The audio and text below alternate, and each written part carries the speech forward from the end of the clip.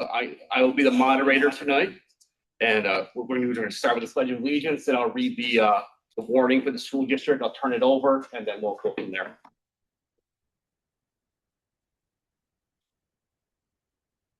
Pledge of Allegiance to the flag of the United States of America and to the republic for which it stands, one nation under God, indivisible, with liberty and justice for all.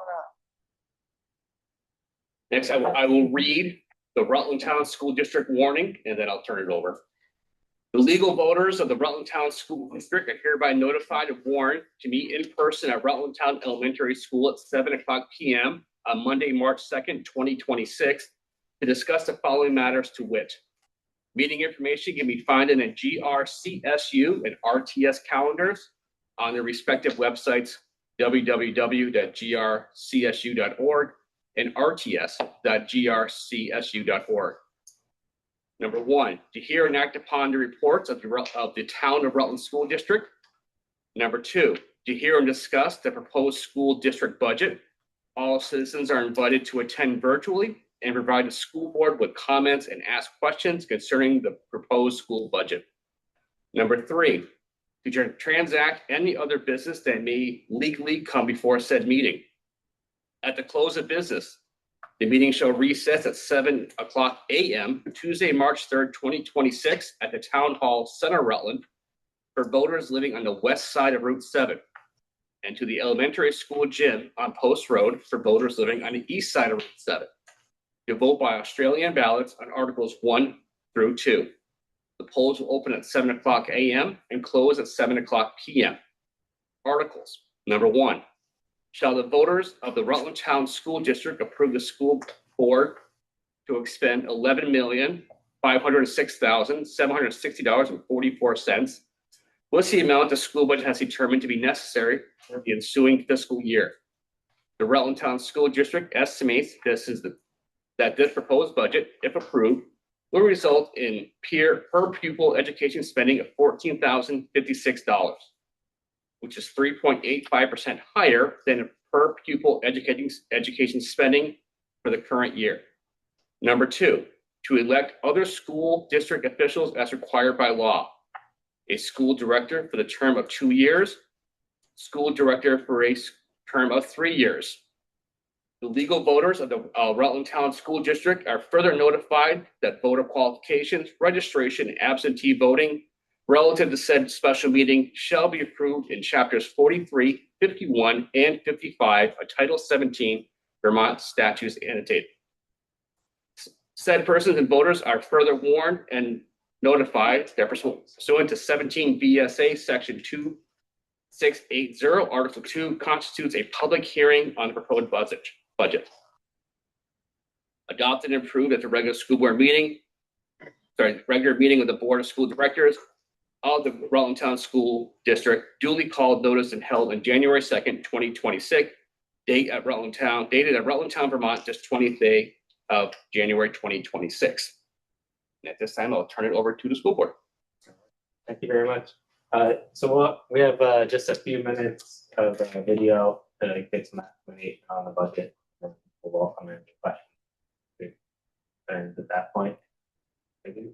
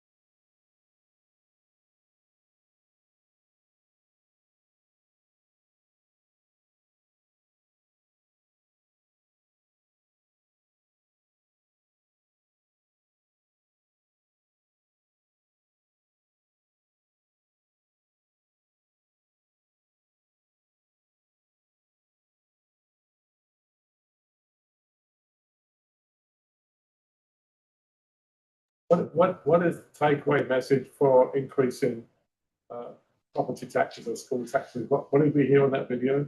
What is the increase as a percentage from year on year? Year over year is 22% property tax increase. 22%. 22%. So whatever I was paying this year, it's going to go up by 22%. Yeah, and there's a rebate as well, depending on your income and the housing value, the way Vermont slides the scale. But yeah, that's we're estimating our property tax increase to 22%. On the there's two parts of your property tax bill. There's one's municipal, which you'll hear about in a little bit after we're done. The second part is the statewide education tax, Sure. which is what we're responsible for. So what was the increase last year? It was a decrease of 19%. It was So okay. there's a few things, there's a lot of things involved in Vermont tax rates where I'm not sure where you're from. He's not born. Houston. What? Houston. So probably Houston, if you guys have a school district, you're raising funds, you guys create a budget. Houston is responsible for raising the amount of taxes that Houston spends on their kids. Vermont in 1997 created Act 60, which we publicly, statewide, fund our education. So it's not just what Rutland Town needs to spend, it's what it is throughout the state.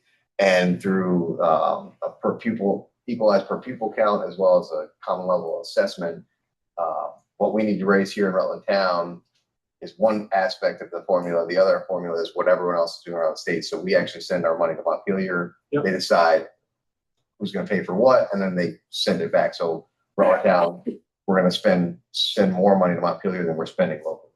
So the main takeaway for us was we added in the close to $12 million budget, we added about $42,000 of new money. The rest is inflation from and salary increases. That's it. But because of the formulas and how the state funds education, we're going to see a 22% increase. But it's not because of what we did here. We didn't Sure. increase our budget at all. So, but the net increase then is minus 19 plus 12. Yeah. So we try to show at the end, if you net what we looked at from tax rate from 2022 to today, we've only seen about a 3.5% increase because it went up 3 years ago, it went down drastically last year, and it's going to go back up. So you kind of look at what we've done over the last 3 years. And again, most of that is due to the formula, not due to the increases we've done at the local budget level. So there's a lot, it's a steep learning curve. Okay then. Yeah. So is it actually gonna go up 22, according to the governor, 10%? So each community is going to be different. The state legislation as well as the governor may consider buying down the rate like they did last year. We basically, they took $100 million out of the state budget and bought down property tax rates last year. Money we don't have. Brian, can you help us out on that? I was hoping to kind of be incognito on that. I do believe that there'll be a buy down of some $105, $110 million. So it's hard to predict town by town. Colin's right. Everybody's going to have a little bit different landscape. I think it's going to wind up being closer to 3 or 4% on average throughout the state. And I want to compliment the school board here. I think they did a great job holding the line.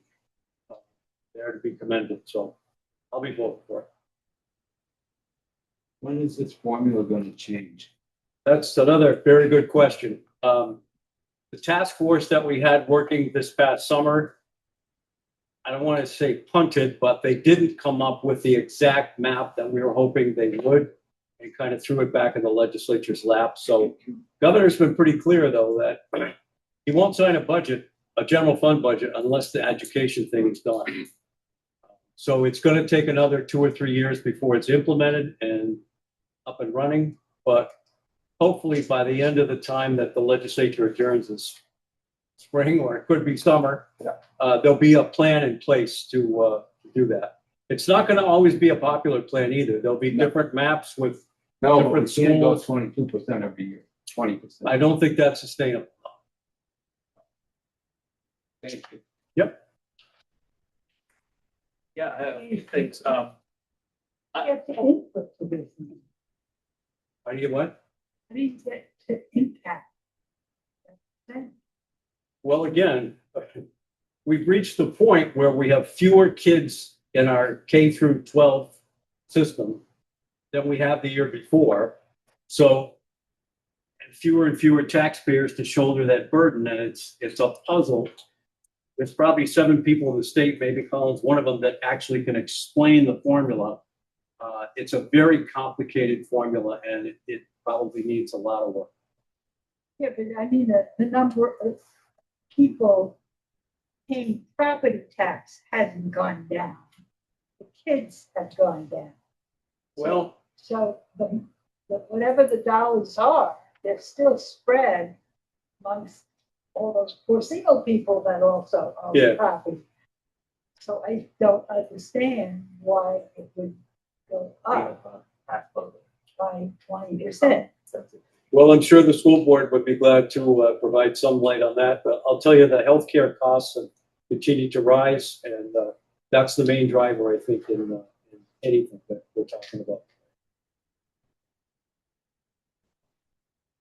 Yeah, I had a few things I wanted to point out, but I just wanted to clarify this chart. Because you mentioned the thing about the 3.5 over the last 3 years. This chart is a little confusing because it doesn't label the years. There's like 5 points on there, so I don't know if you're meaning 5 years or a span of 4 years. But if I did the math, it seems like I took the 1.68 divided by the 1.57, and it's, I try to divide it by 2 and try to divide it by 3. I didn't arrive at the 3.5, but it seems like it's a little over 2 year span, like year to year.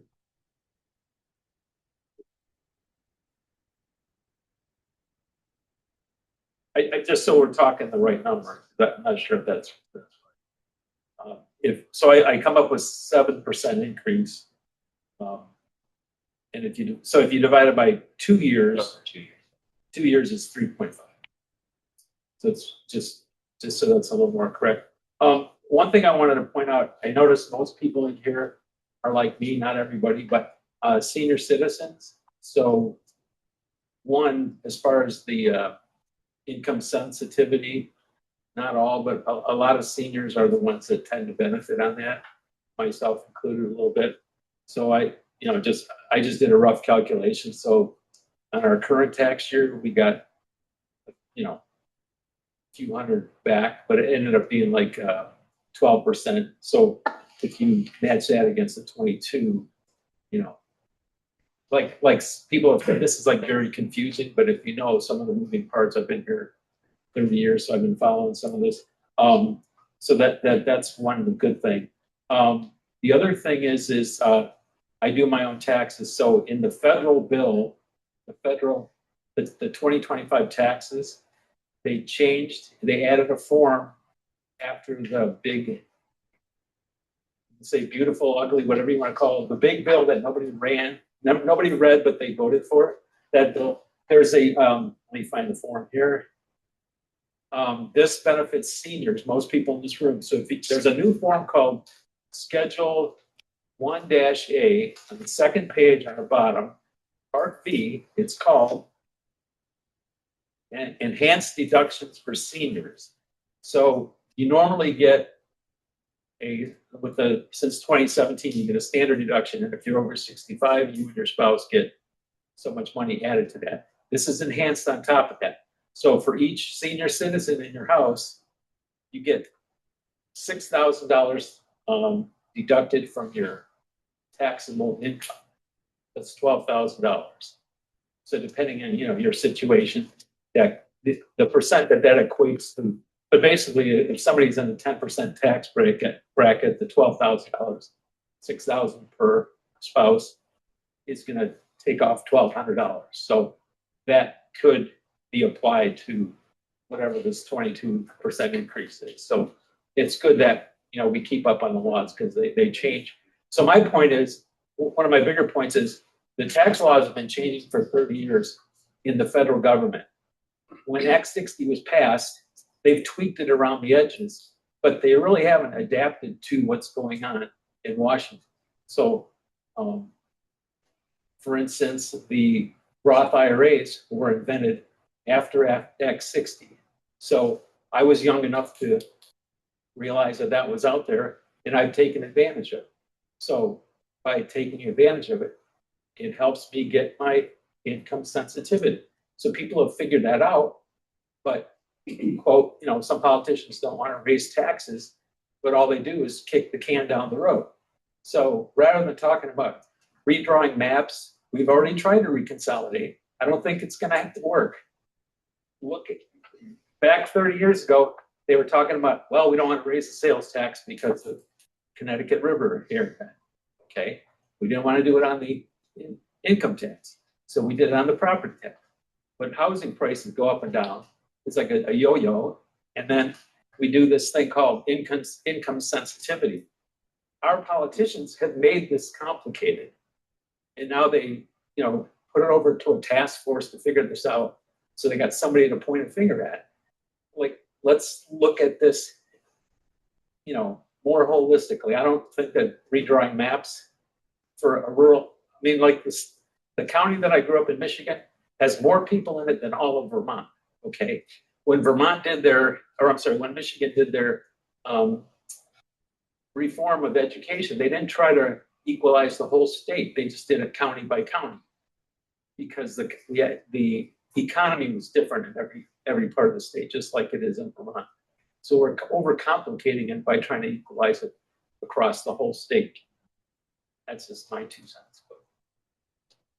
I appreciate that, and thank you for the updates on the tax cuts at the federal level, but the state of Vermont needs to tackle what's in front of us. The federal government doesn't step in and aid us in I'm not saying that the federal funding our government's public gonna fix it, education, and but we need to. so some of these, there's some things that come out of the ed fund that aren't directly spent on education. That is the rebates that go to low income. That is renter's rebate for folks that don't pay property taxes that are getting renter's rebate. That's coming out of the ed fund. So we at the local level set a budget just like every other town, district in the state, and we send that number to Montpelier, which is the money we need to raise to publicly fund all of our education. From that's when they come up with the rebates. They're taking money out of the ed fund prior to us funding our schools.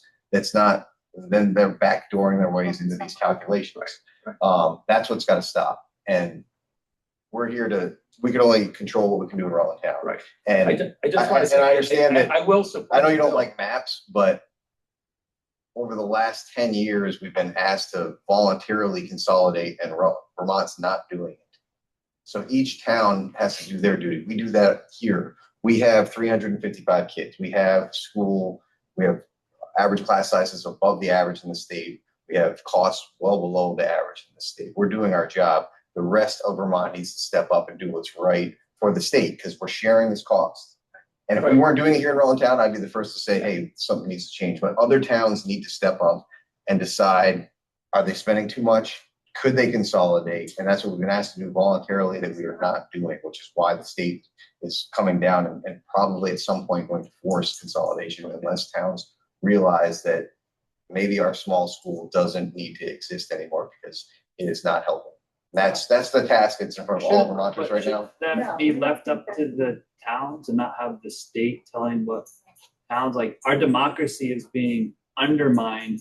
That, like, let's just be honest, our vote really, the outcome of our vote is really irrelevant to what you guys are asking us. So you're asking us to fund the school, which has basically nothing to do with the 22% increase. So you guys are being constantly put in an impossible situation that is outside of your control. And it's like, what are we really voting on? We're really not voting on our Rutland Town school. We're voting on funding a bunch of other things. And so the whole thing needs to change. And that school consolidation thing, that's not the answer. A lot of places did consolidate. We didn't see any savings. And all we saw was loss of local control over people's schools. And it costs more in the end. Look, I may be old, but I was a mathematician and I spent 30 years as a teacher when I wasn't a mathematician and did it. So I can still do arithmetic. And let me tell you, if the school is a certain level and the kids go down, that doesn't change the whole total budget. It may change the cost per pupil, but it makes no change to the total budget. And if we're willing to still pay the total budget, we don't care what the cost per pupil is. In fact, if it has fewer kids, the kids will all be smarter.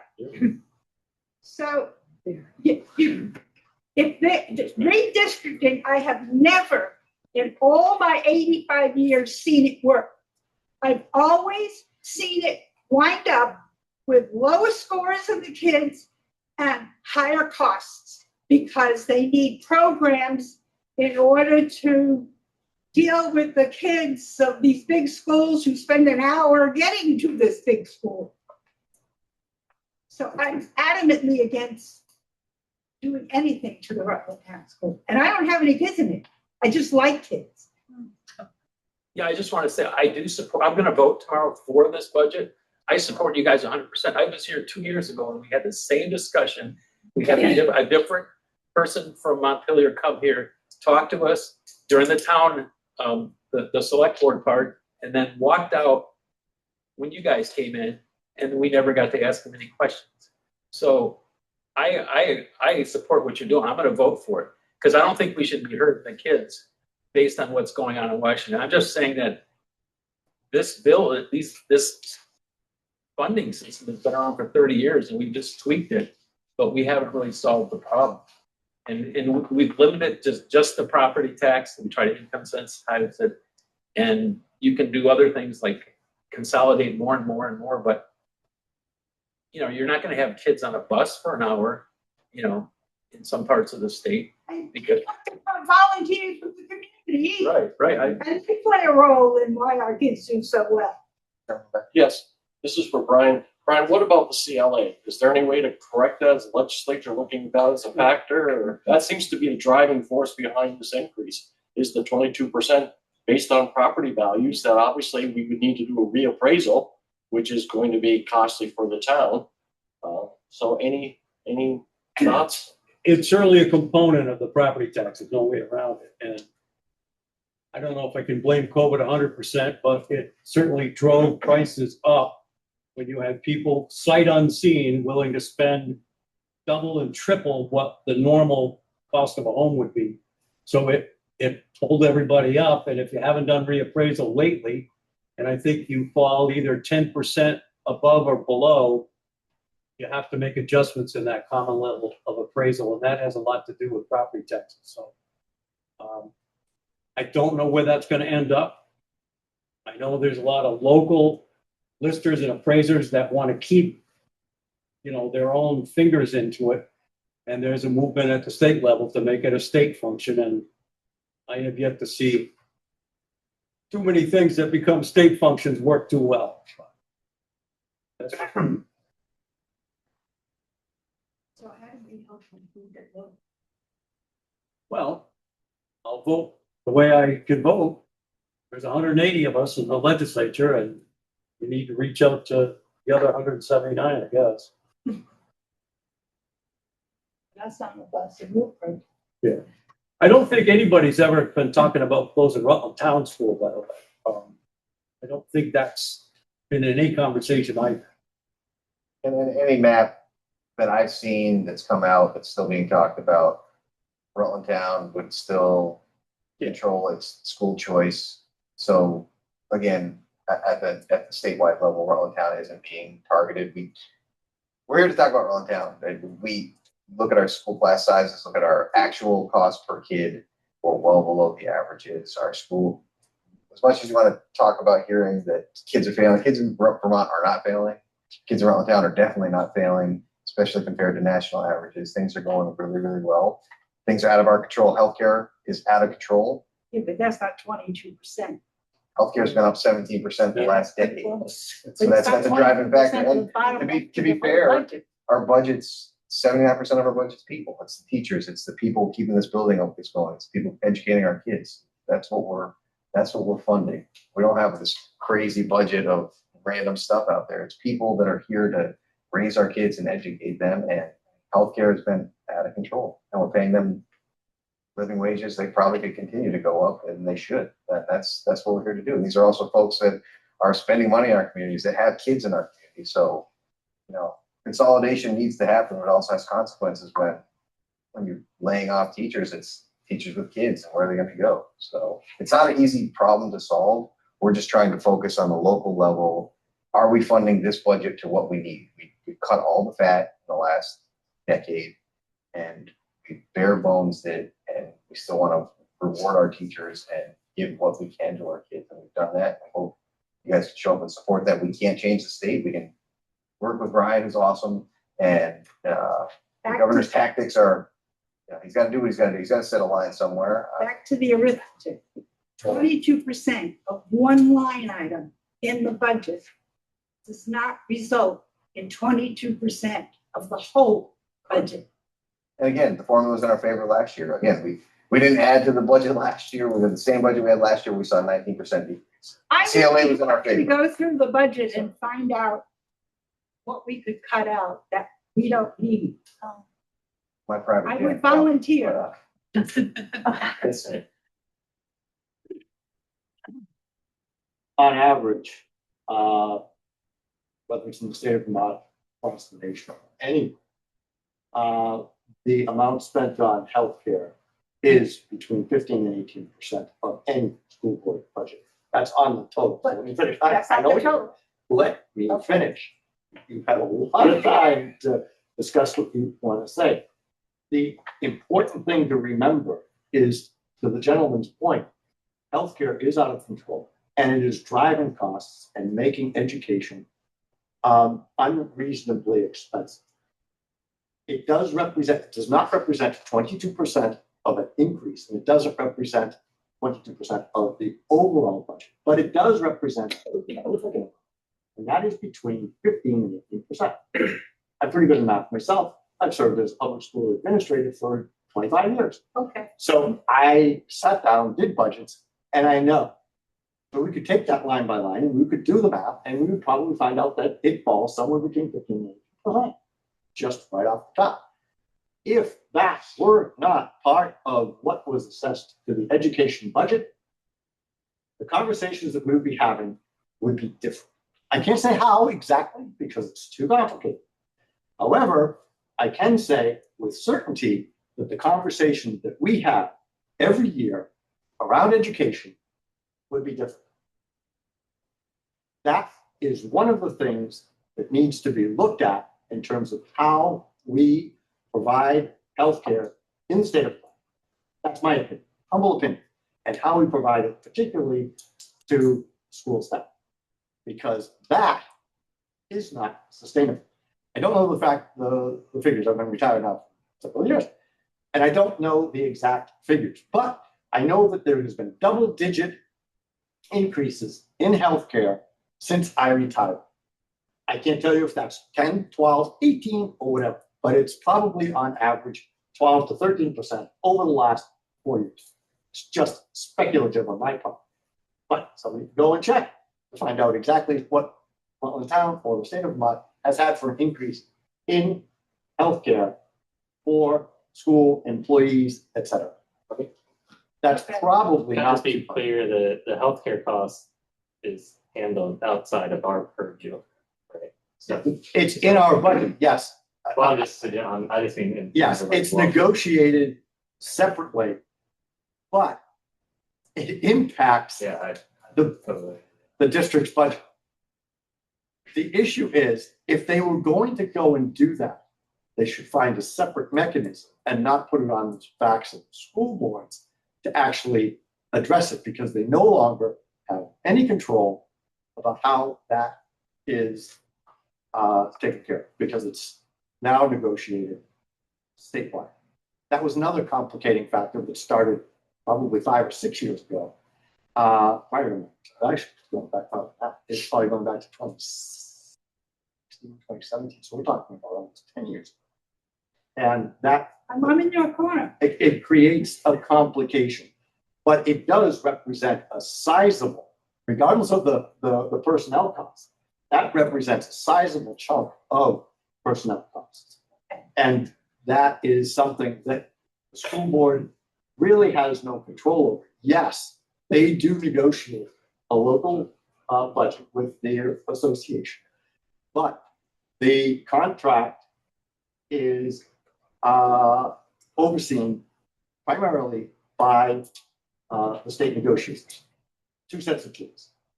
And that makes the challenges at the local level more significant. It is cool. And I just want to make one more note. 22% is where 22% is on the tax rate. It's not on the budget. So I just want to Yeah. that we could, if you wanted to carve 22% off of our budget, you know, it would be extremely substantial. It's the bump from $1.44 to $1.67. Yeah. So the 22% is in fact the tax rate, but that's not in fact the increase in our budget. So I just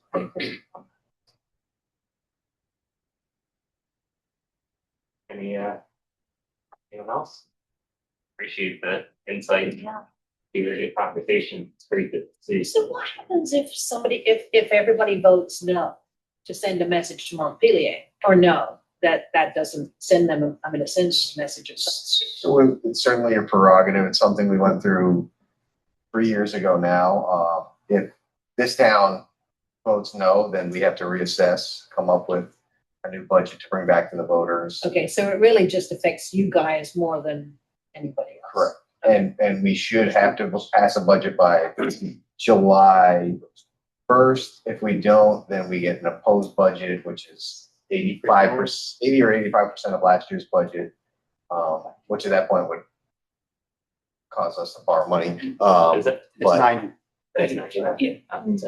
Well, yeah, we would have to reconvene, relook at the budget and bring back a new budget, warn it. But again, we went to 3 years ago now. Hopefully that doesn't happen. Right, But, I'm not saying that I was going to, I just questioning whether if the problem is not Rutland Town, if enough people vote no, maybe not just Rutland Town, but everywhere, no to all the budgets, then eventually something has to change at state level, or? And I heard you guys are new, right? Right, Within a year, that's awesome Well that you guys are here. But again, that over a third of the budgets failed.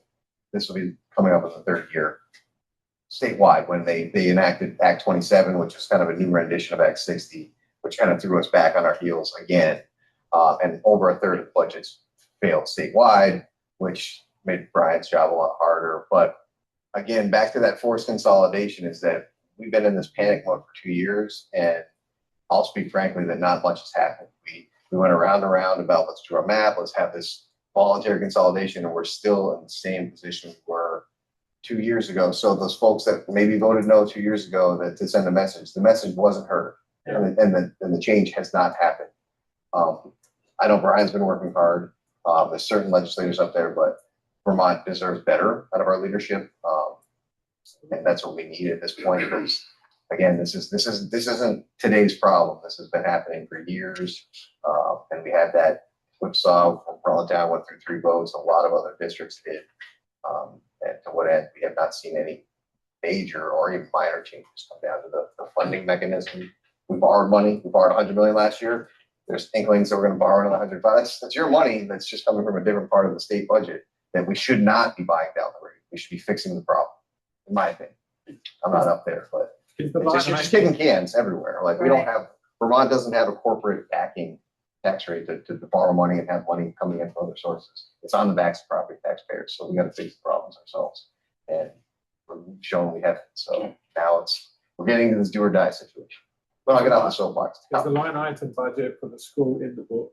Is it broken down by category or? Yep, yeah, absolutely. You can go through there.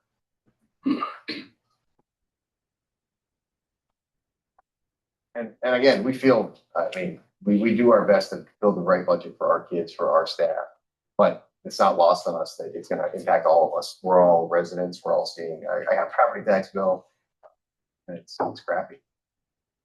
Well, I do support the kids, and don't forget the staff is a big part of our economy, and they do a great job. So hope they don't get punished for the inequities of this one out to see. And again, we try to trim where we can to make it work. But Like I said, if I'm understanding this correctly, just to simplify it, the reality is you guys could have proposed 0% increase, and we would still be looking at double-digit property tax increase because of the state and CLA, That's right. right? Just so we're clear. Yes. Yeah. The hardest parts of this formula is, it's not per pupil. We don't have it up there. It's per equalized pupil. So Vermont counts kids differently. Kids in poverty count more. Kids with second English language count more. So it's not that $14,000 number you're going to see this all across the state. Rutland City's advertising 12.3 versus our 14. That's not per kid. That's per equalized kid. So different kids in the state count for different. Sure. So if you want to look at the actual cost, I mean, that's part of it. CLA is something, it's a 3-year running average of the average assessed value in your, so ours jumped massively because we knocked out 2022 and we added 2026. That's point COVID was very good for property owners and your value, but obviously your assessed value is going to go up too. And then the yield. These are numbers they come up with every year. And it's about, here's the total pool of money Vermont needs to spend on education. And now it's like, who's going to pay for it? Let's come up with a formula. Those are things we can't predict. We can't tell you what that's going to be next year. We can only tell you what our budget is going to be, how many kids we have.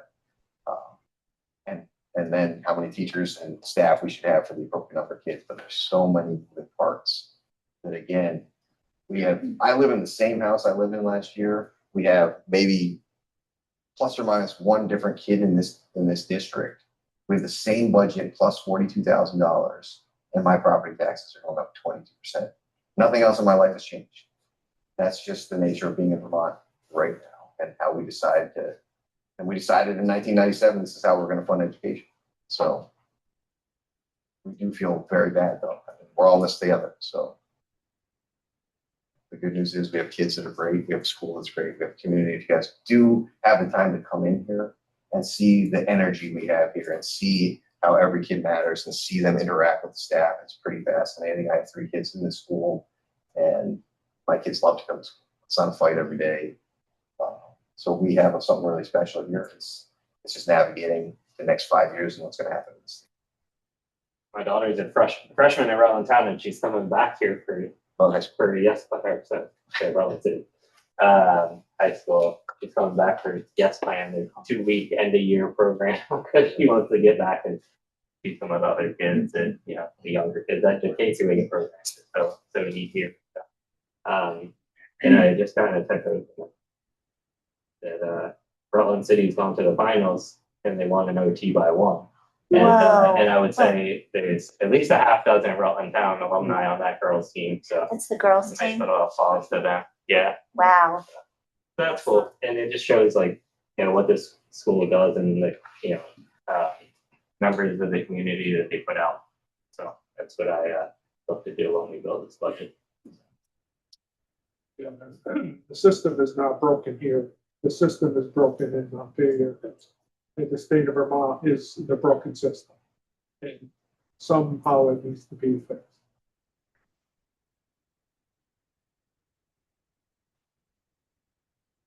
All right, anything more?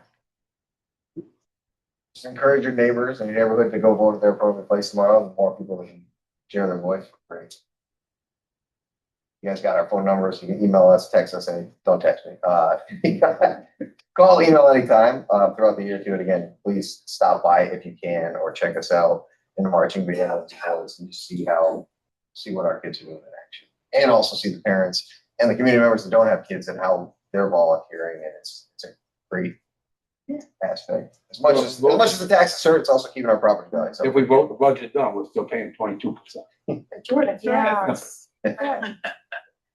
I just want to add too that I hope that you'll keep informed. It's so good to see you and communicate with you. And there's different ways to find out what's happening here. There's that QR code that we keep pushing so you can subscribe to the GRCSU web informational page and it'll come to your email. You can delete it if you don't feel like listening to it, or you can open it to find out what's happening at the schools in the whole district, but particularly Rutland Town School. And of course, on PEG TV is our videotapes. So, or contact anybody on the board for information. Please keep informed and let us know what your thoughts are. All right, well, thank you all. I'll turn it back over to the moderator. please. Thank you. All right, that concludes the schools portion of it, and then we will transition over to the town portion. Thank you all. Okay. All right, so we will now start the town portion, and I'll start again by reading the warning, then I'll read the articles one by one, see if there's any questions, and then I'll go on to the next one. Rutland Town warning. The legal voters of the town of Rutland, Vermont are hereby warned and notified to meet at the Rutland Town Elementary School on Post Road on Monday, March 2nd, 2026 at 7 p.m. to discuss Articles 1 through 23. At the close of business, the meeting shall recess at 7 o'clock a.m. Tuesday, March 3rd, 2026 at the Town Hall in Center Rutland for voters living on the west side of Route 7 and the elementary school on Post Road for voters on the side of Route 7. To vote by Australian ballot, Articles 1 through 23. Over there. Polls will close at 7 o'clock p.m. on March 3rd, 2026. Yeah. Article 1. Good job. Shall the voters authorize the select board to approve $1,433,718 and no dollars for use towards the operation of the general fund budget to be offset by anticipated income and local tax option tax receipts from the state of Vermont, to the remainder of which, if any, be raised by taxes? Mr. Moderator. Yes. All right. Good evening, folks. My name is Mary Ashcroft. I'm on the Select Board, and we're going to take a little time and use our department heads to explain a little bit about our budget. It's not going to take a lot of time. You've probably had many hours to peruse this lovely booklet, and there's good information in here. So if I could direct your attention to pages 7 and 8, we can start there. The town side of what you're voting on represents roughly 50% of the total spending. The school budget's 11.5. Our budget is about 4.2 or 3 million. So let me start with, on page 7, we have outlined the general budget, the highway, police, fire, and recreation budget. And if you go to the far right column, those are the proposed budgets that you'll be voting on tomorrow. And in the very, very far right, there's in finer print, it shows what the difference is, what the variance is from previous year to this year, or to the proposed year. Bottom line, our spending is going up. No surprise. Our spending on the town side is going up by just about 14.5%. However, our revenues are very strong and they're going up as well. And we've explained some of that on coming pages. So the amount to be raised by taxes has gone up by about 7.41%. Okay, we can get into detail about that. Yes, health insurance is a driving factor, and it hit the town as well as the school, and we can go into some of those. But we also took advantage of something. We created a buyout option for town employees on their health insurance. So if they were covered under town health insurance and they had a spouse or a family member who could cover them on their insurance, we allowed the employees to opt to go on to the other person's health insurance and not cost the town money. In exchange, because we saved money, we split what we were saving with the employee. So the employee got 50% of what otherwise the town would be paying. Good deal all around. We didn't have a lot of employees take advantage of that because not all of them were situated, but that is one way we were able to keep a cap on some of those health insurance costs that we would have had. The other thing we did, as we started budgeting, we agreed, we had very good employees and we wanted to keep them. So we did at least an across the board 3% COLA, cost of living increase for all employees. And you will see that reflected in all of the budgets. There were also a couple of places where we increased above the 3% because these were folks who had been due for a bump up in pay. They were critical to the operation of the town. And we also wanted to remain competitive in the job market out there because, especially, for example, our police officers, highly competitive market, and we needed to pay them more in order to keep the good officers that we have. So that's the general overview. Let me now go to Article. Thank you. Article 1, thank you for your indulgence, Mr. Moderator. On page 8 and into the top of page 9 are how we anticipate seeing money come into the town to help cover the costs of the general budget. So we had a couple of bump ups there. We have good rate with delinquent property tax collection. We continue to collect about $200,000 a year on people and businesses who have not paid. And when property changes hands, that's often when we can recoup property taxes that have gone delinquent. We also have a good delinquent property tax collector who's been doing his job and has been bringing in revenue.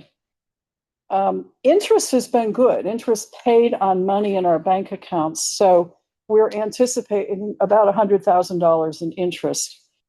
A couple of other things, transfer station coupons. Yay, there we are. Increase in that as well. And probably the biggest increase on the top of page 9 is our local option tax. It's a 1% tax on sales and use and rooms and meals that we can charge on top of the state sales tax. And that has been performing very well. And it is our target to actually exceed what our expectations were for last year. So we anticipate $1.4 million in revenues from the local option tax, which will help very much defray the costs that we're showing you today. I can go through a few things under the expense line.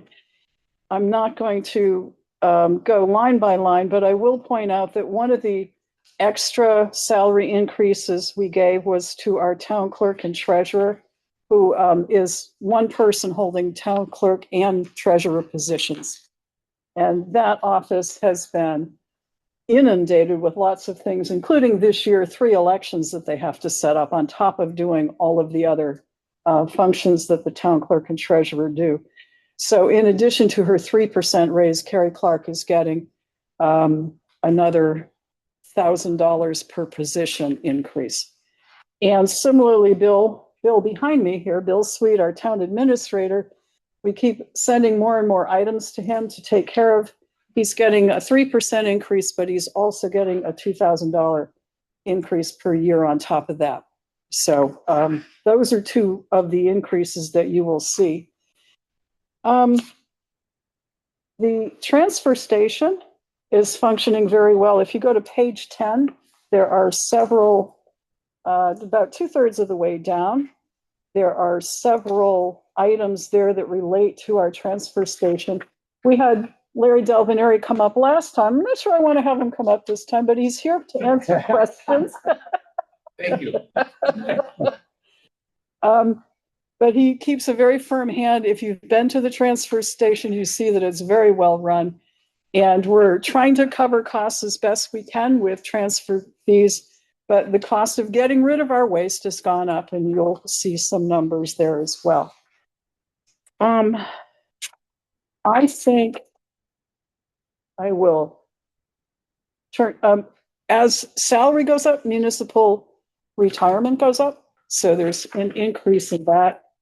Our lister's office has seen a slight decrease because we were able to shift over to the listers some work that had been done by an independent contractor on personal property tax. We have a personal property tax in town. And we had hired a contractor in the past to do it. Our new team of listers, or our team of listers now, has taken that over, so we don't have to pay the contractor anymore, and they've done a good job at that.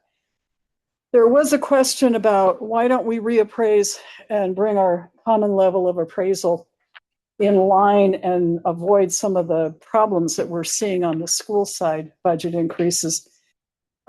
There are so many towns that are out of whack with their common level of appraisal that And there are so few appraisers statewide who can do the work that when we put out a request for bids, or when our listers did, nobody did, because they were swamped with work.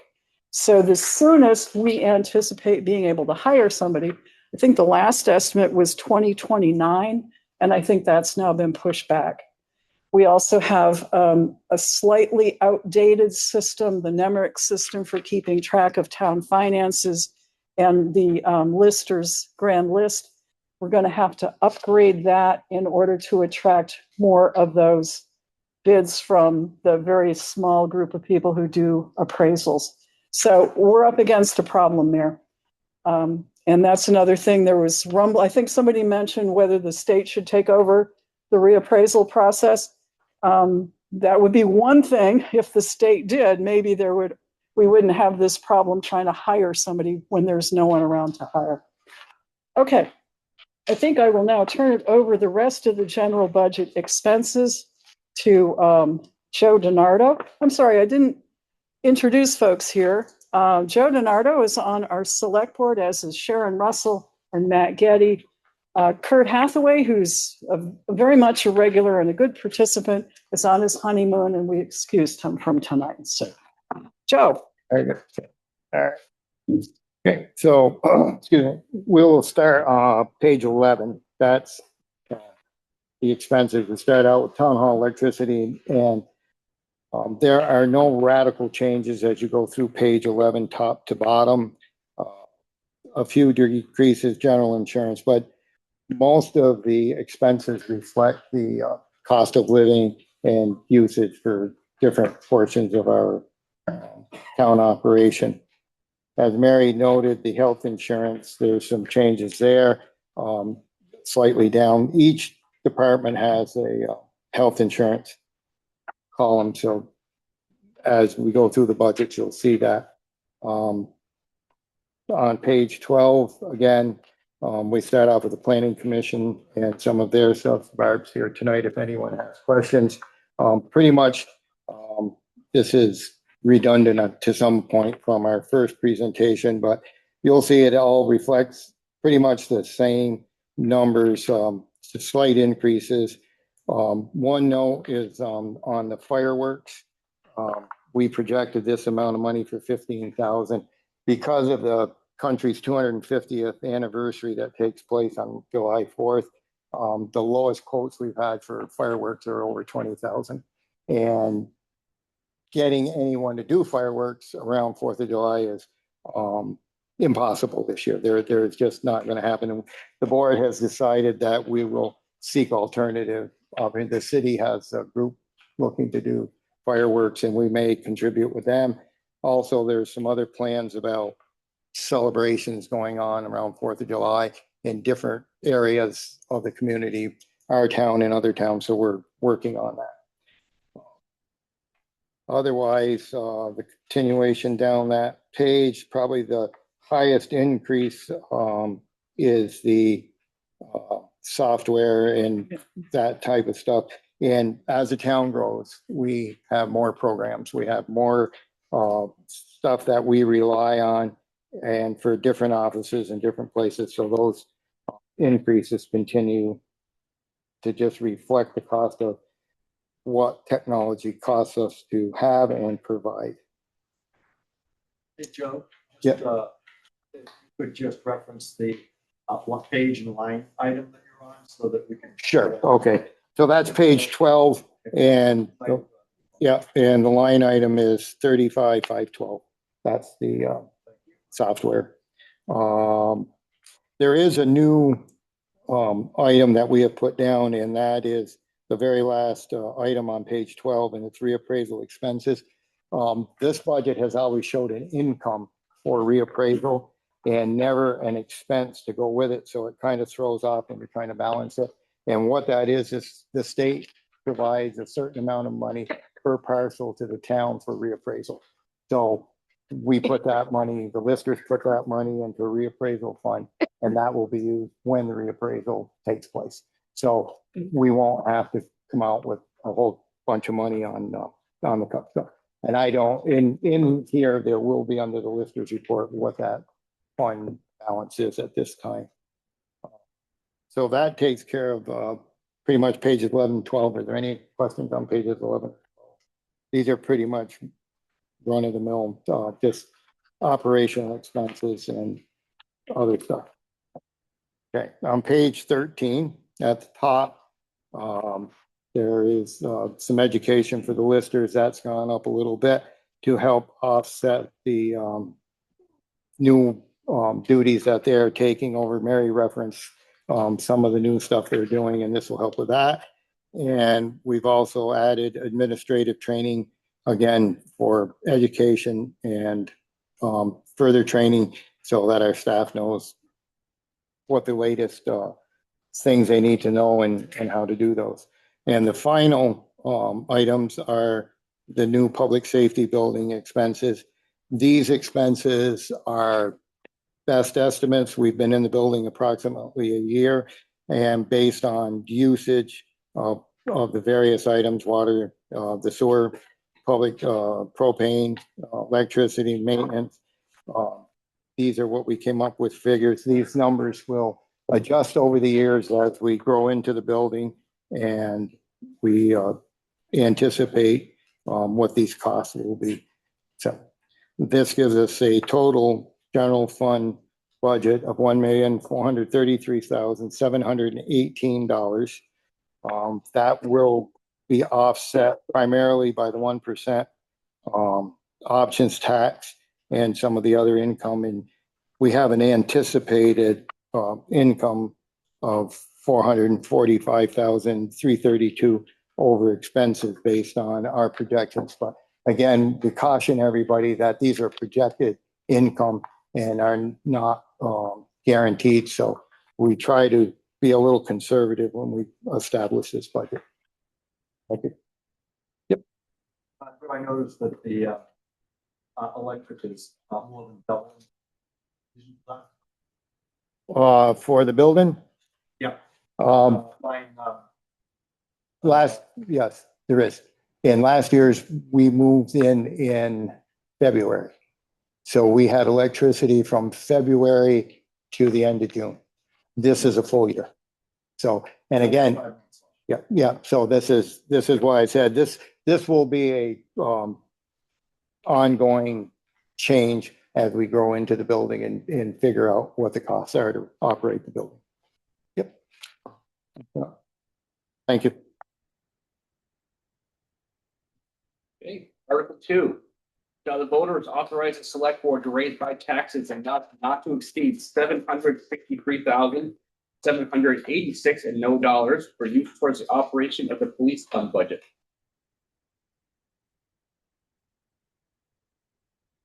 Everybody. Good evening. Eunice is set to retire here in about 20 days. It's not here tonight, and I will be giving other presentation the best I can. So my name is Ted Washburn. I've been in the town for 13 years now. I have just under 18 years in total time on. Been a very good career. Hope to be able to finish it out here. Going over our budget. Anticipated income is the first section. Police reports, we budget 1,500. Prominently, we do a lot of crashes. We charge insurance companies for crash reports. So the police reports is what we get back from insurance companies every year paying for police reports. Because there's time dedicated to responding on scene investigation, follow-up investigation, photos, videos, all that stuff. So we felt it was appropriate that other towns are doing it, that we can do it. Slide down to SRO reimbursement. We are fortunate enough to have a full-time school resource officer in the building here when school is in session. We work with the school to the best of our ability to try to figure out how much time they actually spend here. When they are in the building, you get reimbursed for it. School is either on vacation or the SRO is out for vacation, sick leave, things like that. We pay that, not the school. That is what we anticipate we'll get back from the school for that position. Moving down to the next one, which is expenses. Social Security, the formula is given to us by the town clerk and treasurer. We just follow her formula to come up with that number. Police chief salary is a 3% increase from last year to this year. Outside detail is nothing. Deputy chief, you'll see that it says 10,000. I'm going to skip ahead and then I'll go back to it because it'll make more sense. First officer, SRO, third officer, fourth officer, all line items are the same pay. $70,700, $200. $70,720. As Select Board Chair Mary Ashcroft said, trying to remain competitive, finding officers, keeping police officers is a challenge these days. It's no different from us than it is with the fire service or emergency medical service. Not that many people want to do this job anymore. So the ones that we can find, we want to retain them and we want to make sure they're taken care of. We looked around at towns around us, found what other departments were paying people with similar time on that our people have. Case in point, we have 2 officers. They both have 9 years on apiece. Our SRO has over 30 years in law enforcement. I had just under 18, and Chief Dumas, I believe, has close to 40. So for the officer's sake, we said, well, let's be competitive with what's around us. So we looked at it, and the board agreed with us, and we set all the officers at that same rate. With that being said, Chief Dumas is retiring. The town is gracious enough to give me the nod that I will take his position when he retires. Sometime throughout next fiscal year, I'm going to be looking to promote somebody. And that 10,000 in the deputy chief line will just be added to the salary line item of the officer who gets that track for everybody. Makes sense. So with that being said, overtime is same at 20,000. Childcare contribution, we have no control over that. Again, that's a formula that we're given and we just contribute whatever the formula says we have to contribute with. Office staff / admin is Lynette Gallipo. That is a 3% raise. The next page, communication and contract. So we added contract to that link.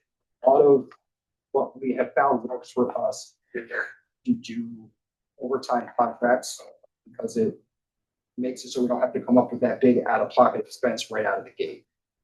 So for communication, that's our department cell phones, that's our digital radio service, and that is our access to state email / our computer-aided dispatching system. All of those things roughly equate to about 10 grand a year. So subtracting 10 from 20 leaves us with about 10 grand to get through the next fiscal year. Who knows if we have to have it fixed, but if we do, we need to have some money. Supplies, uniforms staying the same at 5. Equipment and contracts is the same thing.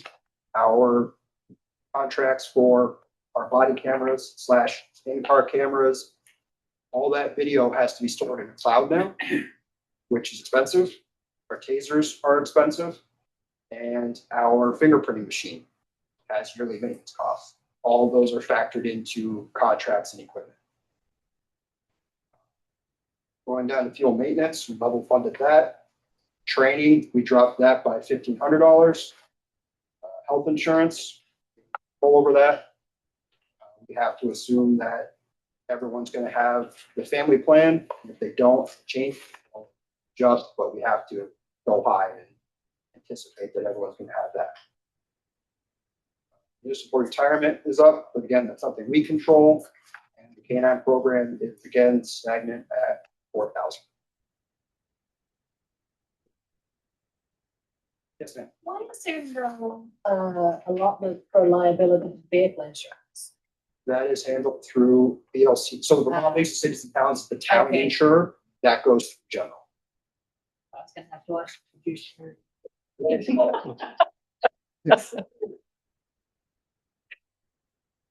If I may, Mr. Moderator, there's two potential sources of income that aren't here. One is traffic ticket fines, traffic fines. Those are collected, but because we don't want to look like we're trying to meet a budget number when we're out passing out tickets, that income goes to the general fund. So you'll see it under general fund and not under police fund.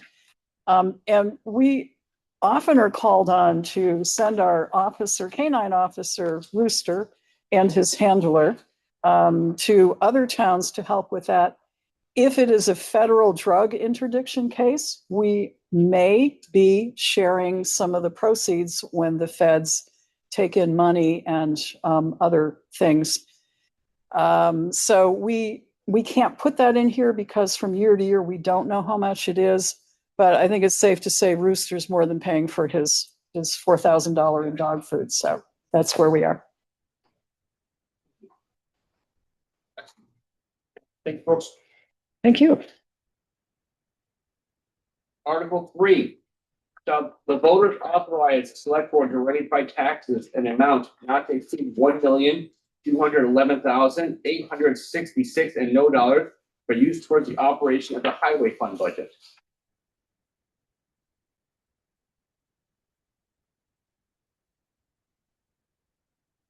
Good evening, everybody. My name's Dave. I'm the new road commissioner. This is my fourth winter. Been a fun one. So we'll start off with the income. $120,000 in Vermont state aid. That's something that the state calculates with the formula for our road miles. It fluctuates. They do a different calculation every year. So we just went with 120,000. State grants, there's $200,000 in there. I'll add some more to that in a second, but that's for replacement of a box culvert on Stratton Road, just outside the city town line. When we move down to expenses, winter de-icer, I added 5,000 to that. Price of salt's going up every year. I'm going to say next year it's going to be $100 a ton.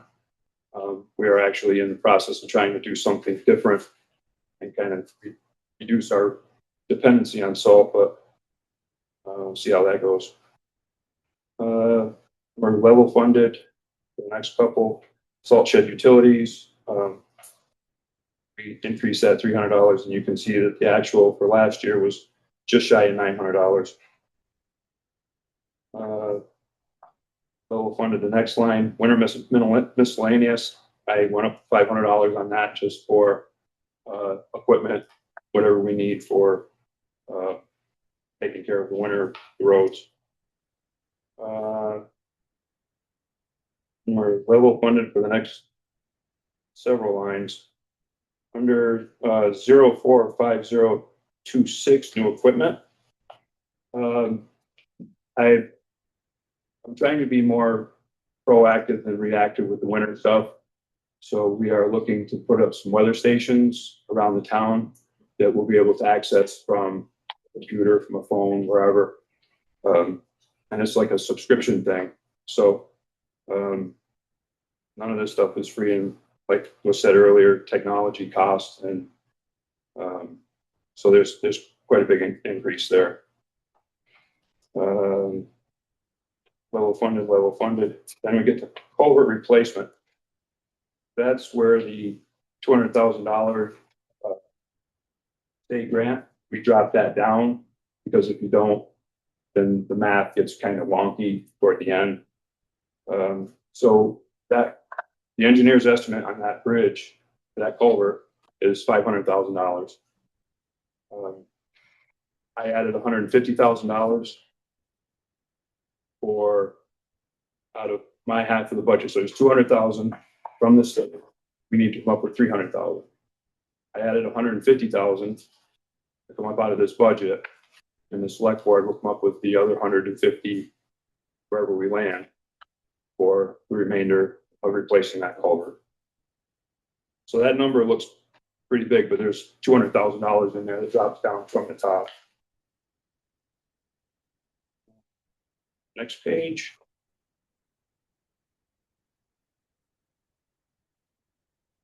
retreatment is paving. I added 50,000 to that. This was 300,000 a bunch of years ago before I got here. I believe it was due to COVID, it was reduced to 250,000. I'd just like to get that back up. The cost of paving costs more. That just goes up every year. It's like everything else. Level funded the next few, then we get down 045051. Then we get into the Social Security. Again, this is all stuff that we really don't have control over. Municipal retirement, health insurance, engineering services, winter contractors. A lot of this stuff is all either level funded or the 3% pay raise for employees.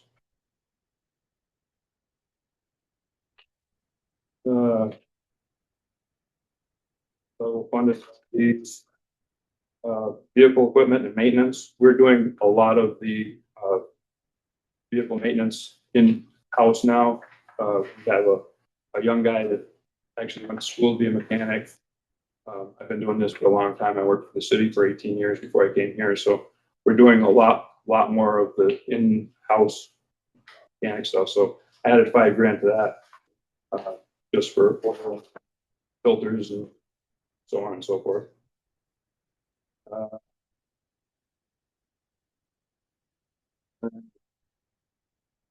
Building maintenance, I added 2,500 to that. We're in a really nice building up at Northwood, and I said the last time I was here, I worked for the city for 18 years, and they are the king of deferred maintenance. And I don't want to get into a situation where we're falling apart and we can't take care of them. So I got an extra 2,500. And childcare contributions, again, is what it is. And that gets us to the end. Any questions?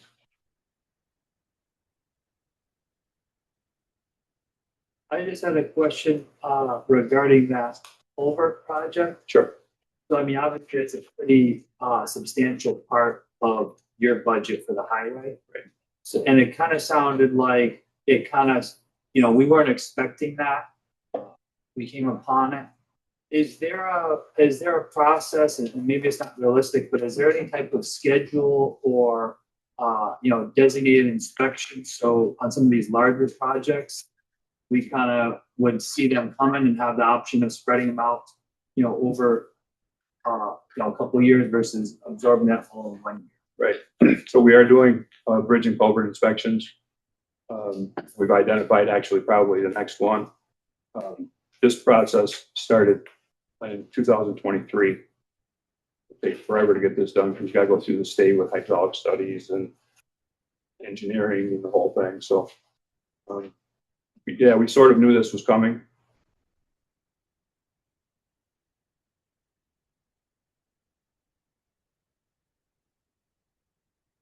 Anything else? Okay. Anything? Yeah. Thank you. Thanks, Dave. Article 4, shall the voters authorize the select board to raise by taxes an amount not to exceed $266,444 and no dollars for use towards the operation of the fire fund budget.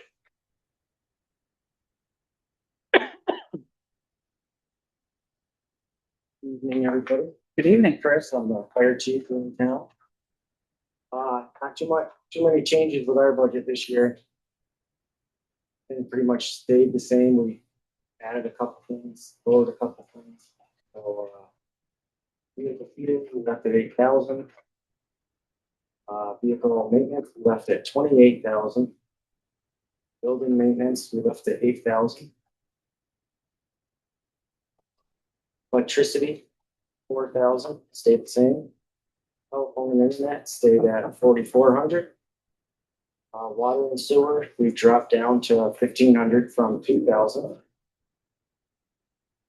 Heating fuel, dropped it down $500 down to 5,500 from $6,000. Mostly because Joey talked about the new public safety building. This budget's just for the center office station, not for buildings. Office supplies dropped down to 7,000. At CBA maintenance and equipment testing, we left at 10. Equipment, we left at 40,000. Insurance, we bumped up to 4,500.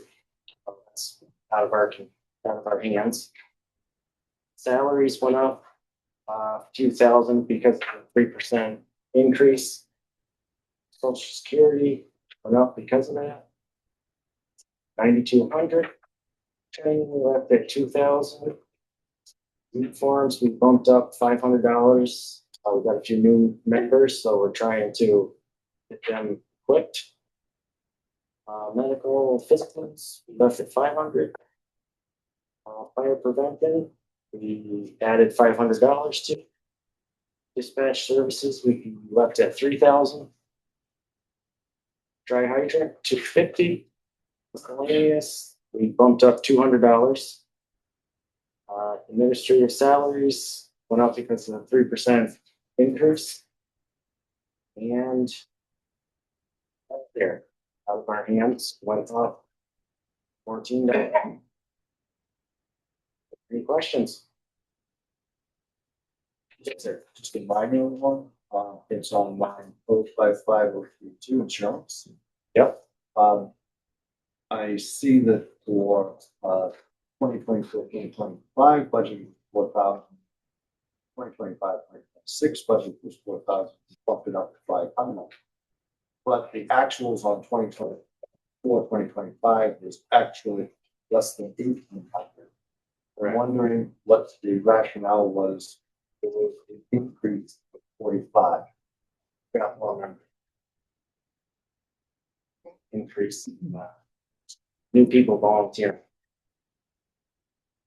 Those are liabilities? Yeah.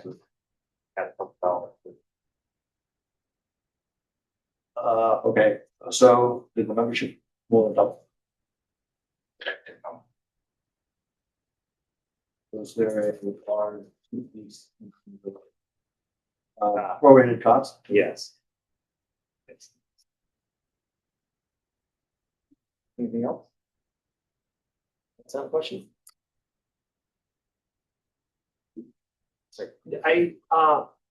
You say that the cost for the building were only for the new fire station? No, it's for the one in Center Rock. For Center. The older of the two. There's a combined budget, I believe, where the police and fire station is on.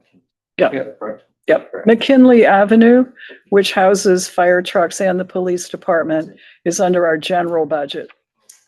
For the utility. Is that gonna be permanent? It's part of the general budget. I think so, Barbara, because it just makes sense rather than trying to split it between the two departments, to have it in one place. Yeah.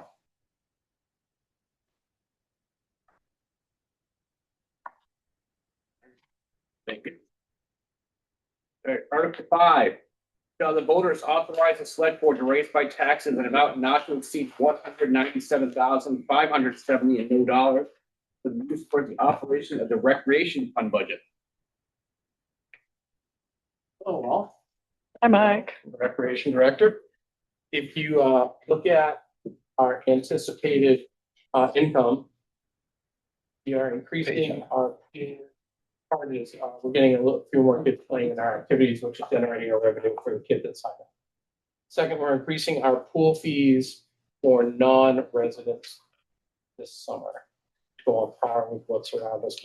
Our resident fees will stay the same across the board. So our daily passes will go up $1 for people that are non-residents, and our family passes go up significantly for non-residents to enjoy our pool. But the other prices stay the same at the point.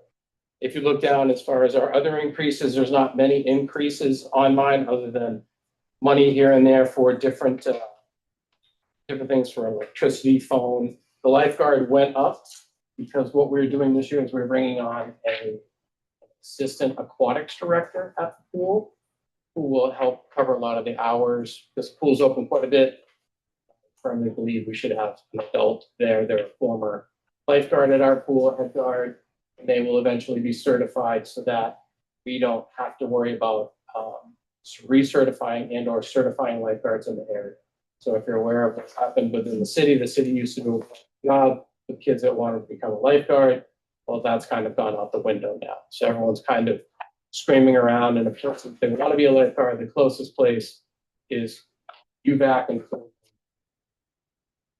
so we're trying to get this person certified so that we can do all of our own in-house and then charge other kids that want to become lifeguards and potentially have a little bit of income with that moving forward. So that's why there's an increase with the lifeguard salary, because we're adding a position. We also need to come up with our lifeguard pay. As you know, minimum wage went up, so we need to go up in that regard. So we increase a little bit more to keep the kids that we have. So that's the increase. That's one of the biggest increases. The rest of them are kind of simple. The maintenance one went down, but we're also hiring somebody at Dewey, Chuck was our worker there for a long time. He became ill. I did double duty last year. And so now we are in the process of rehiring a part-time person over at Dewey as well. And then there'll be a little left over in that so that the highway, for example, they have a skill set that I don't have. So if they need to work, for example, tree cutting and things like that, they have a skill set I don't have so that I can take them. So that's what the money in there is for. Let's see. Everything, as you know, goes up, nothing stays the same. Some do, but a lot of things go up. Chemicals, supplies. If you look at the first supplies maintenance, that is what we typically have. And then there is a miscellaneous, we used to have two miscellaneous items, which would be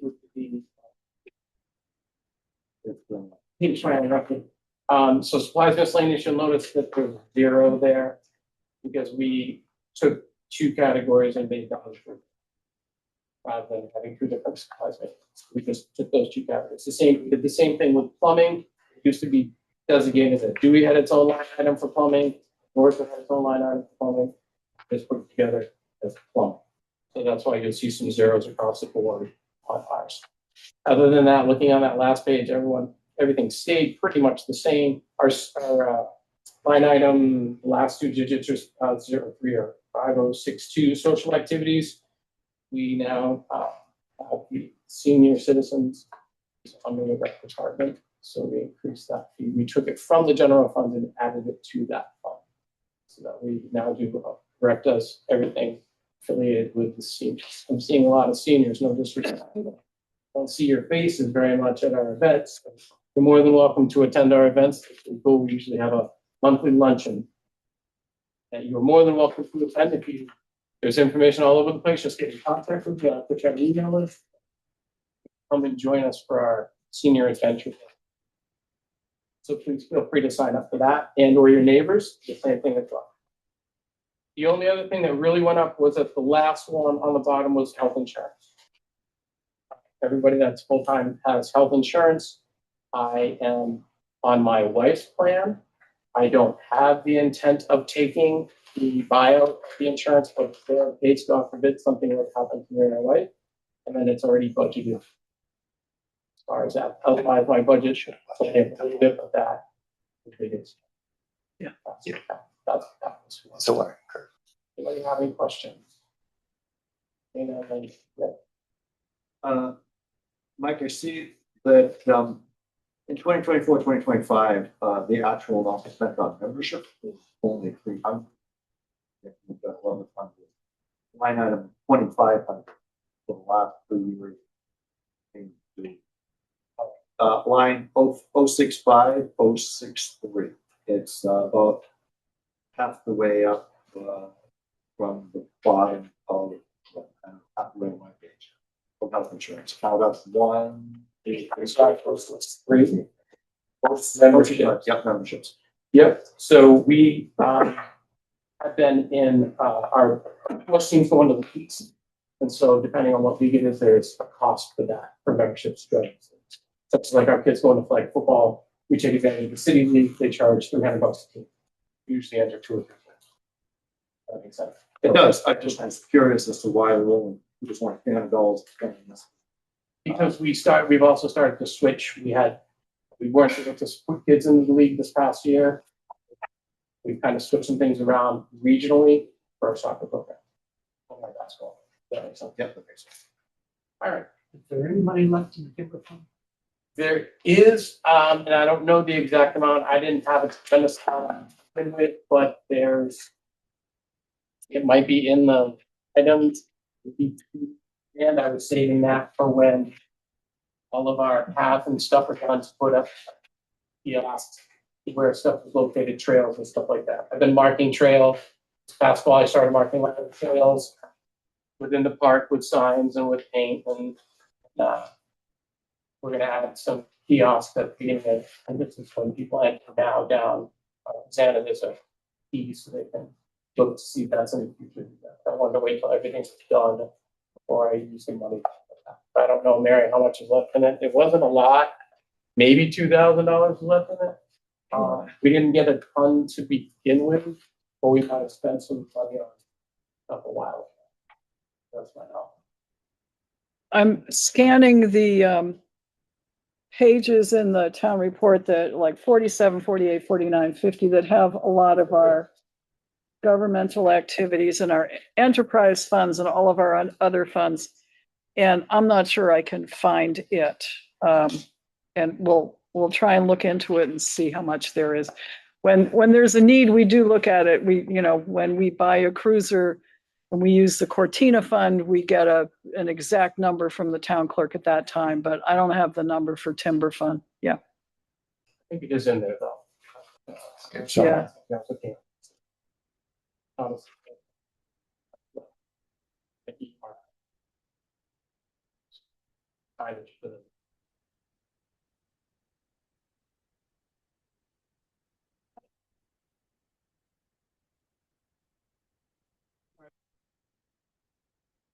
We are, yes. So we are starting to plan for a replacement up north, which is what people.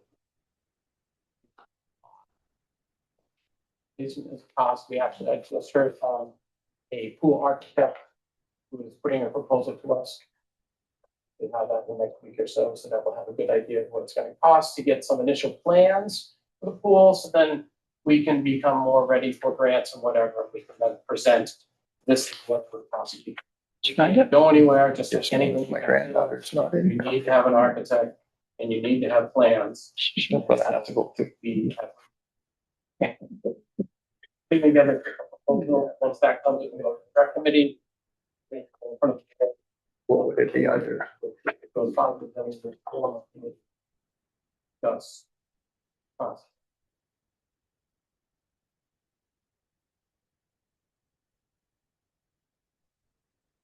Planning process, make sure that the architect knows applications of those drainage. You could say that. I've spent probably 5 hours now anyway, trying to find the plans for original design of the pool. The bowels of town hall. You've been there before, you know what that's like. I come across a box that has probably 50 plans. Do we feel everything they did? Two pieces of tape that deal with. So I'm still looking to see where it's hidden as far as the architectural plan. I do have a site layout of the pool and where septic is located, where the dry well is located, to backwash. I do have that in the elevation. So I do have kind of like the main plan of what the pool is.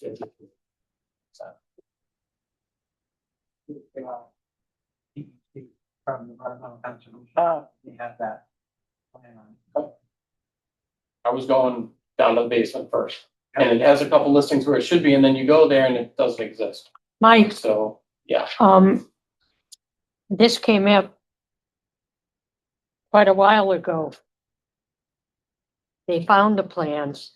They were in a box on the stage. Right, but the boxes, there's no one of those boxes that are on the stage.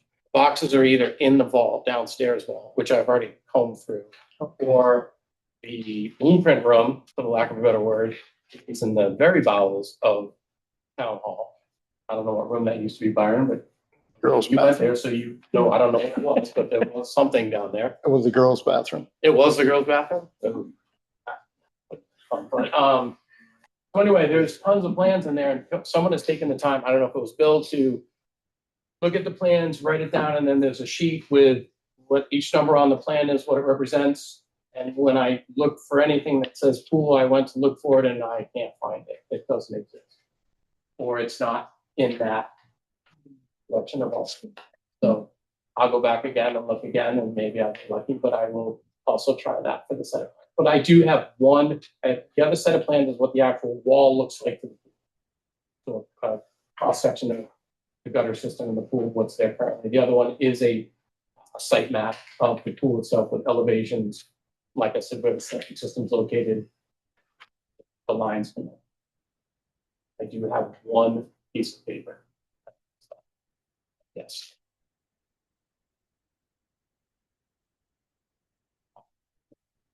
Thank you.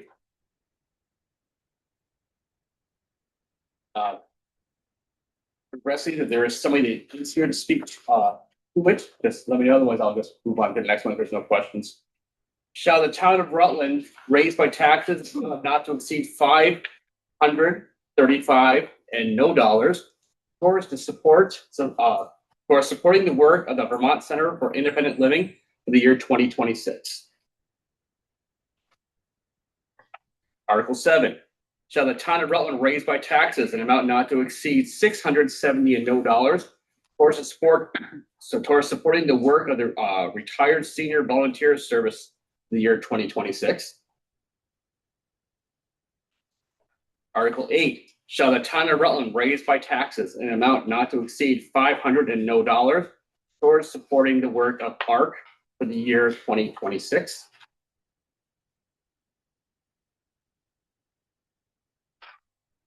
Article 9.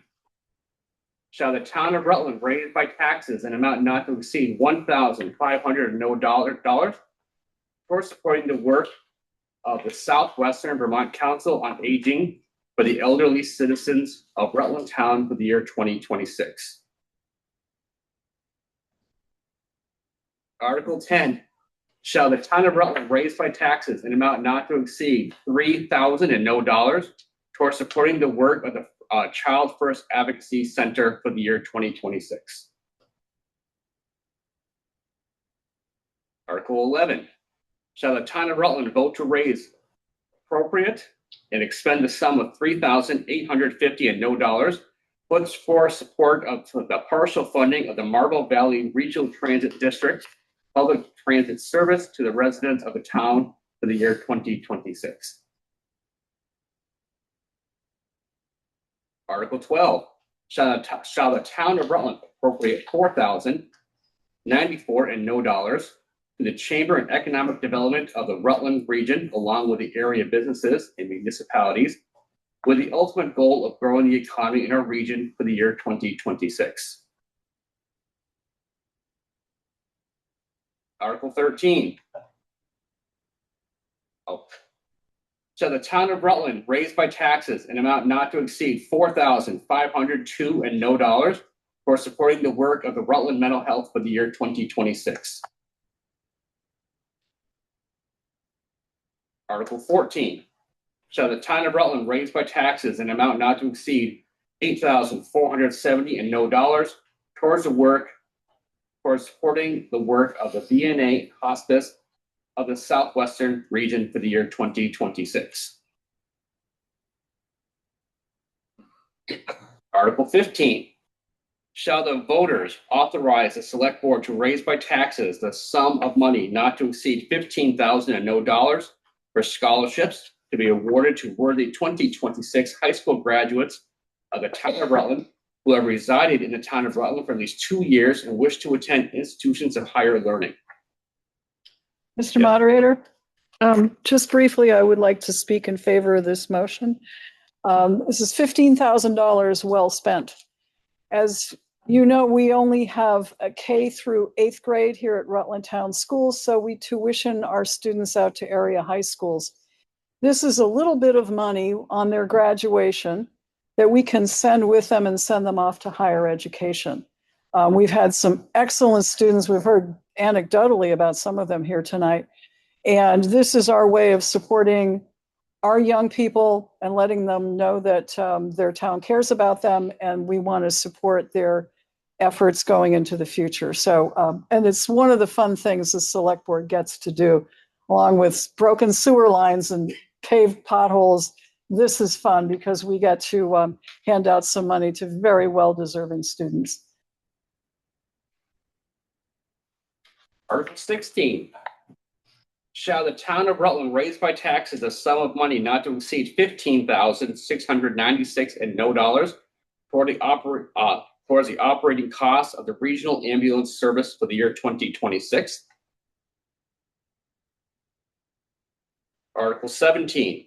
Shall the town of Rutland continue its participation in the Rutland Free Library Association and to raise by taxes an amount not to exceed $113,949 and no dollars for the year 2026? Yes. If I may? Yeah.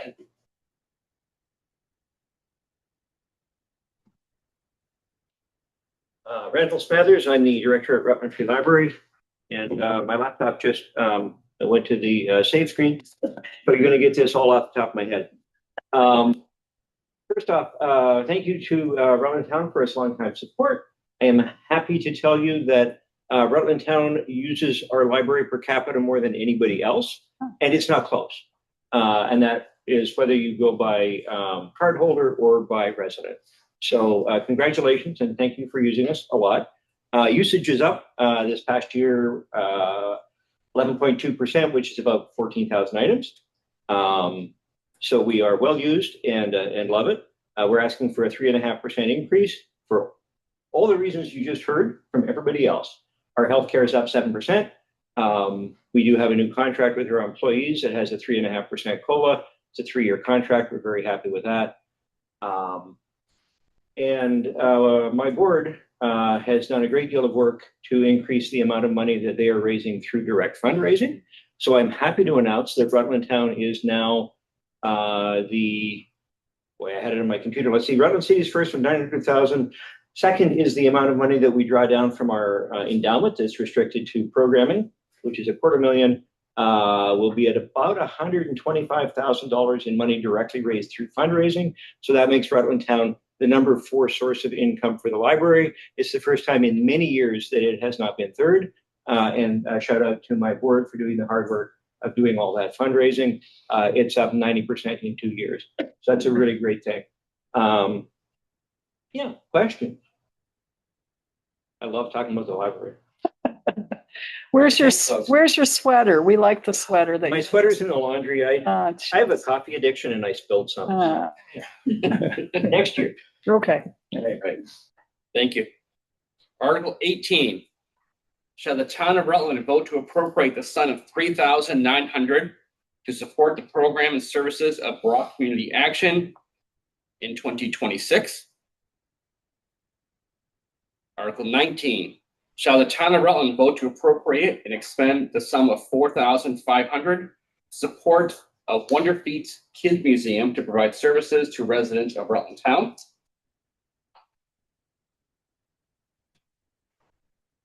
Article 20.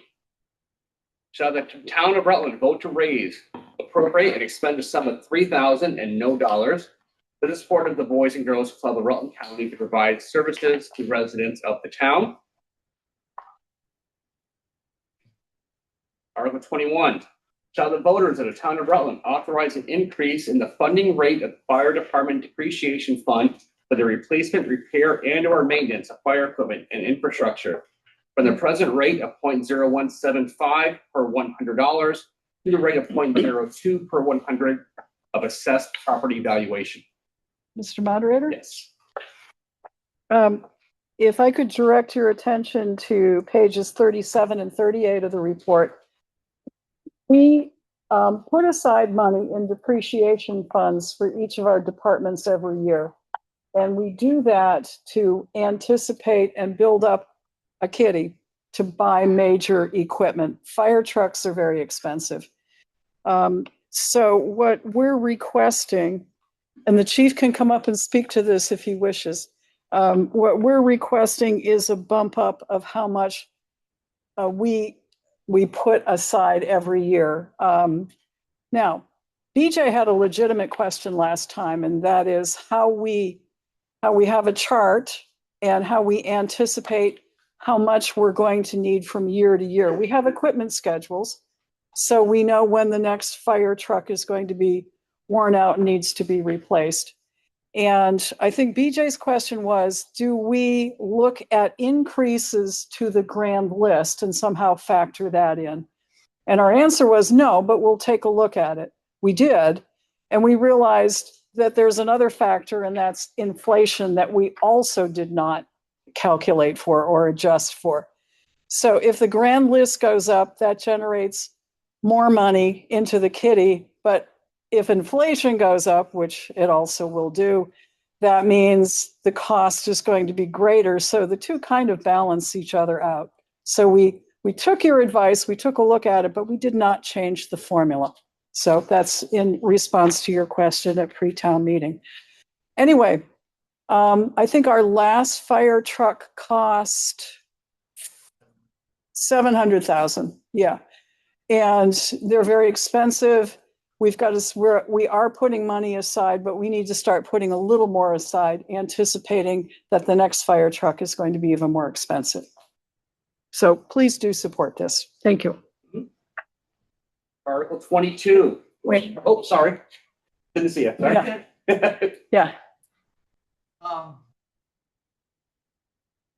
Do you know projected how much money you actually really need?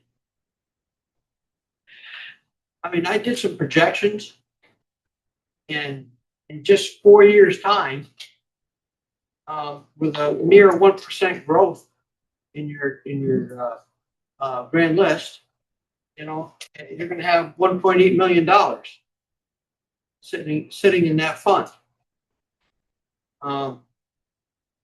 With stagnant growth, with no growth at all in the grand list, you're still going to end up with $1.8 million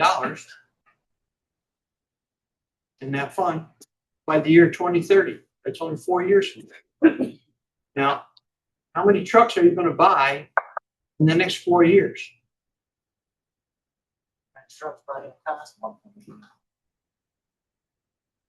No. Last time. I'm not. Are you not in the real world and you don't see what's up in price? I live in the real world. I buy stuff every day just like you do. And I understand that stuff goes up, but I'm also asking, how frugal are you when you're coming to spec out trucks? We're very frugal. Yeah. We don't plan on buying another truck until 2030. Just need to make sure we have the money for the following truck. That's the truck the next truck we replace, we will definitely have the money. Truck after that, whoever's here, my spot, there will not be enough money to replace it.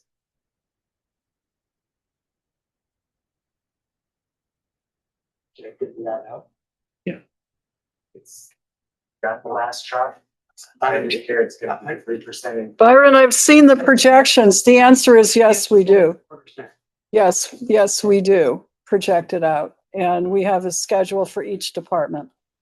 And we show when, year by year, when one piece of equipment is going to need to be replaced and how much it's going to cost, and then how much we anticipate having in the kitty, how much the kitty will be drawn down, and then how long it will be before the funds are replenished for the next item on the list. So yes, we do have those. You started it. So we were just following what you started with the highway department.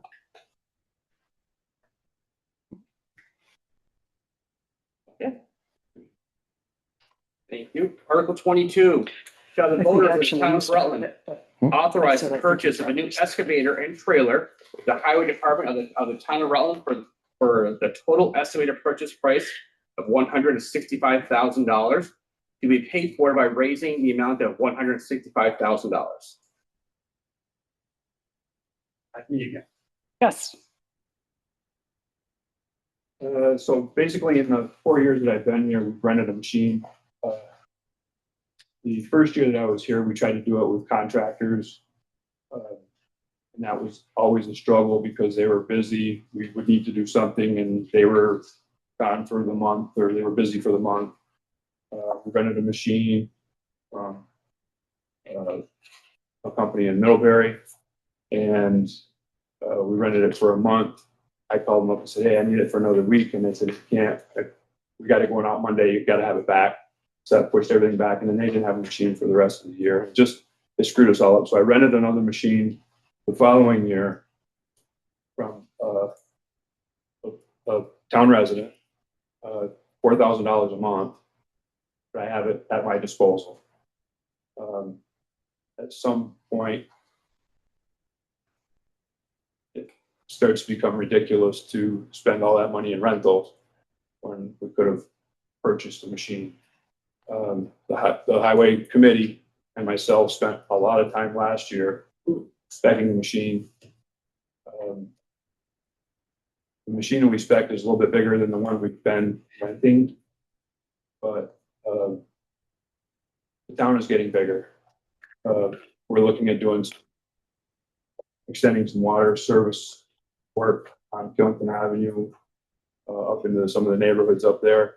And I was talking with the city, and they said, well, like this year they've been flat busy with water main breaks and everything. And they're like, if something happens, we're going to need you to kind of deal with your own stuff because we're just not going to have the time. So we decided that we were going to go with a machine that was big enough to suit our needs going into the future, not just for this year. And then we realized next year we should have got a bigger machine. So that's kind of how we got to where we are. Any questions? Oh. Again, Dave, you haven't proven to me anyways, or I won't support this because you haven't proven to me yet that you're organized enough or whatever to complete a job. This sidewalk project out front here, perfect example. You spent 2 summers doing that project when it was actually just 2.5-week project. Wasn't necessary. Project hasn't been done correctly. Town lost $47,000 in revenue from the state to help pay for that project.